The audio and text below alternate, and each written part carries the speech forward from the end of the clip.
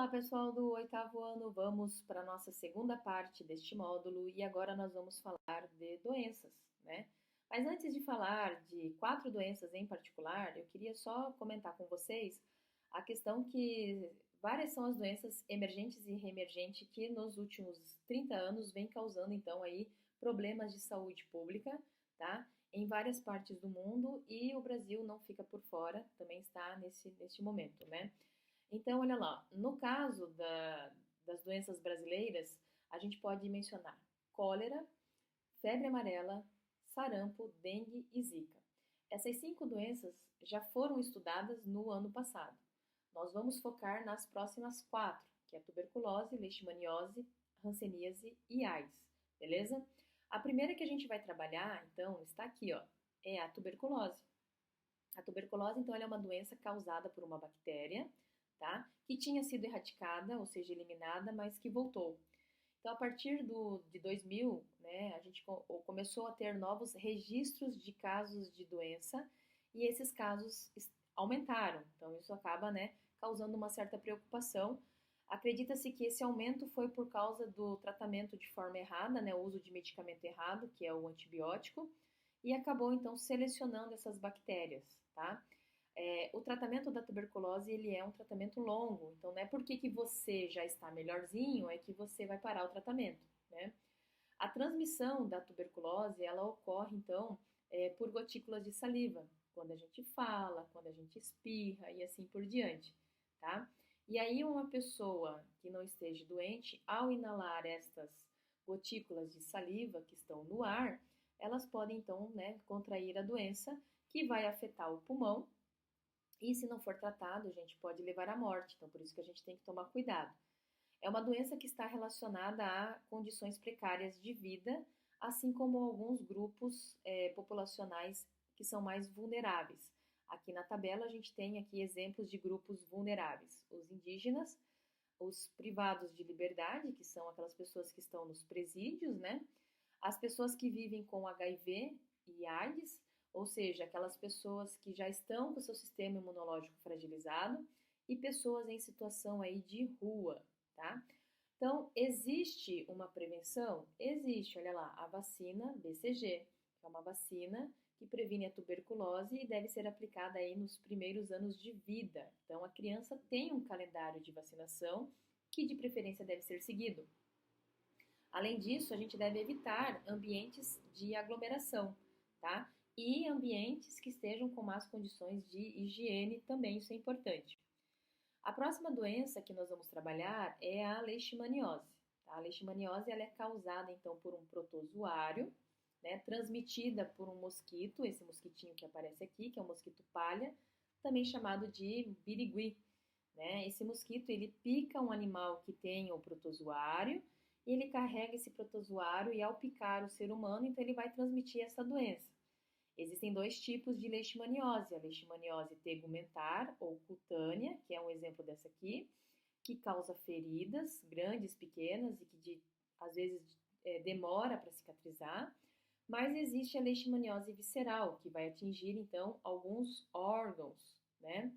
Lembrando que a leishmaniose tegumentar também é chamada de cutânea, a leishmaniose visceral também é conhecida como calazar. Esta que afeta os órgãos, ela, se não for tratada, ela pode levar a óbito até mais de 95% dos casos. Então, é sério aí o problema, né? Quem seriam os animais que seriam os reservatórios? Nós temos animais tanto no meio rural quanto no meio urbano, tá? Então, quando a gente começa, né, a urbanização cresce e a gente começa a ir para a zona rural, a gente traz problemas que eram do campo, né, para a cidade. E é isso que acontece com a leishmaniose visceral. O aumento da urbanização faz com que esse tipo em particular de doença esteja chegando na zona urbana, né? Mas quem seriam os reservatórios, né? No caso dos reservatórios de zona silvestres, né, de zona rural, nós podemos mencionar as raposas, os roedores, os tamanduás, as preguiças. No caso dos domésticos, nós podemos falar que estão mais próximos da gente, o cavalo, o cão e o gato, né? E o foco daí, nesse caso, desses três animaizinhos, o foco, na verdade, é o cão, né? Porque ele é um animalzinho que a gente consegue verificar melhor quando ele está contaminado, ele fica mais amoadinho, as unhas crescem, há feridas, né, no focinho, no corpo, o pelo cai. E aí, então, uma das soluções para essa doença que é incurável seria a eutanásia, ou seja, aquela morte é uma morte sem que ocorra, né, é uma morte sem sofrimento. Mas esse é um tema polêmico, porque não é só matar o bichinho, né, que a gente vai prevenir a doença. Existem outras formas também. E os cães, né, hoje já existem maneiras de você tentar evitar que o pernilongo, o mosquito, né, na verdade, chegue no bichinho através daquelas coleiras, né, que espanta, né, os pernilongos. Então, existem formas de você manter o seu animalzinho, né, sem necessariamente ter que sacrificá-lo. Então, isso é importante, tá? E agora, olha lá. E então, a principal forma da prevenção, no caso da leishmaniose, seria o combate a esse aqui, ó, ao mosquito. Telas em portas e janelas, uso de mosqueteiros, né, nos quartos para dormir, ah, nas zonas, o combate ao próprio mosquito com inseticidas é importante, né? Repelente, quando você estiver num ambiente aberto e rural, é importante também. Então, existem formas de combater o mosquito, tá? Nós vamos para a próxima doença, que é a hanseníase. A hanseníase é uma doença reemergente, ela é antiga, né? Ela é até mencionada na Bíblia eles chamam lá de lepra, né? Hoje a gente não usa esse termo, tá? Não se usa mais a palavra leproso. É uma doença causada, então, por uma bactéria que é transmitida, né, de pessoa para pessoa através do aerosol dos espirros e das tosses. Então, quando a gente espirra e sai aquela nuvem de partículas de água, né, de gotículas de água, que é o aerossol, a gente pode pegar, então, a hanseníase, tá? E, além disso, também precisa um contato prolongado com o doente, tá? Não é de hoje para amanhã que você vai pegar. Os sintomas aí da hanseníase seriam, então, manchas brancas avermelhadas, acastanhadas ou amarronzadas.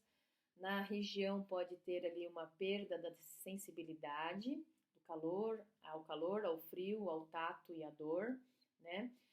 Pode ocorrer, né, pode afetar os nervos periféricos das mãos e causar deformidades, e isso vai gerar também preconceito, né, nas pessoas, ao verem as pessoas com as mãozinhas tortas, tá? O diagnóstico precoce é importante, porque daí a gente consegue fazer um bom tratamento, tá? Ela é uma doença curável, então não precisa, assim, desde que você tenha, né, o conhecimento quanto antes e já tomando as medidas certas, né? A origem, então, aqui da hanseníase nesse texto, ela é extremamente antiga, olha lá, 600 anos antes de Cristo, né? Usava-se o termo lepra, tá? Hoje em dia a gente não usa mais isso e ela ainda é fruto de preconceito aí das pessoas, tá? Infelizmente isso acontece, tá? E aí a nossa última doença é a AIDS, né? Síndrome da imunodeficiência adquirida, é causada então por um vírus, o HIV. Esse vírus afeta o nosso sistema de defesa do corpo, que deixa ele bem fraquinho, e aí a pessoa pode ficar doente por qualquer doença, por mais simples que ela seja, e pode levar à morte, né? Porque a pessoa está enfraquecida. É importante mencionar que a pessoa que tem o vírus, né, ela tem o HIV, mas ela pode ou não manifestar a doença, que daí é a AIDS. Só que ela tendo o vírus, ela já consegue, né, transmitir o vírus para as demais pessoas. O contágio ocorre por algumas situações específicas, por exemplo, contato com sangue contaminado, secreções íntimas como sêmen, né? Então é importante que durante as relações sexuais a gente utilize preservativos, principalmente quando você não tem aquele parceiro fixo, né? É importante. Objetos, evitar contato com objetos cortantes que possam ter sangue. Os bancos de sangue, nas transfusões de sangue, devem sempre cuidar para que trabalhem com sangue que não esteja contaminado. No caso das mulheres grávidas, podem passar para as crianças no momento do parto, por causa que é o momento em que há a mistura dos sangues da criança com a mãe, tá? Não existe cura, mas existe um tratamento para que a pessoa possa ter uma qualidade de vida. E aí nós estamos falando daqueles coquetéis, que é um conjunto, né, de drogas antivirais que é administrado. Então, se eu sei como ela é transmitida, eu consigo fazer a prevenção. Então, a prevenção é cuidado com o banco de sangue, utilização de preservativos, né, camisinhas nas relações sexuais e o uso de seringas aí descartáveis, né? Aqui nós temos nessa tabela uma comparação do HIV no mundo. Pessoas portadoras de 2009 para 2019 houve um aumento. Portadores que tiveram acesso ao tratamento adequado também houve um aumento de 2019 para 2009 para 2019, né? Então isso é importante. E nós comentamos a origem da AIDS e o preconceito, né? Como se trata de uma doença cujas principais vias de contaminação são a relação sexual e o uso de seringas, né, para o consumo de drogas, a sexualidade e as drogas injetáveis foram temas, né, sensíveis aí para a sociedade por muito tempo, tá? Então, acreditava-se que no passado as pessoas que tivessem AIDS, né, olha o preconceito, ou eram homossexuais, né, ou eram usuários de drogas. Mas hoje a gente sabe que em qualquer relação sexual, seja homossexual, né, ou heterossexual, vai estar sujeita a ter essa contaminação. Acredita-se então que esse vírus, né, tenha surgido ali, ó, com chimpanzés na África, através do contato dos caçadores, né, com o sangue do animal entre as décadas de 1950 e 1960, ou seja, século passado. E aí, então, os portadores do HIV então devem ser tratados aí com respeito, tá? Porque qualquer um está passível de pegar desde que não se cuide, né? E essa doença se espalhou aí principalmente nos anos 80 do século passado e ela é encontrada em todo mundo, tá? Então, o importante é se cuidar, pessoal, né? Se cuidem, tá? Essa é a mensagem aí principal.